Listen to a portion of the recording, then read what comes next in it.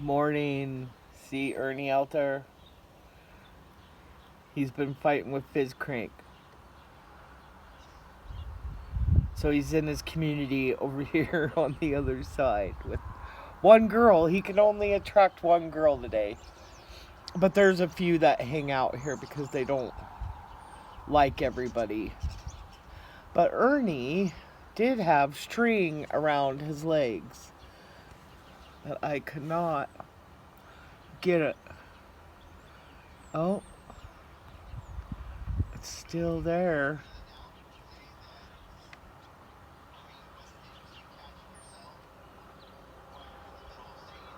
But at least it's not around both legs anymore.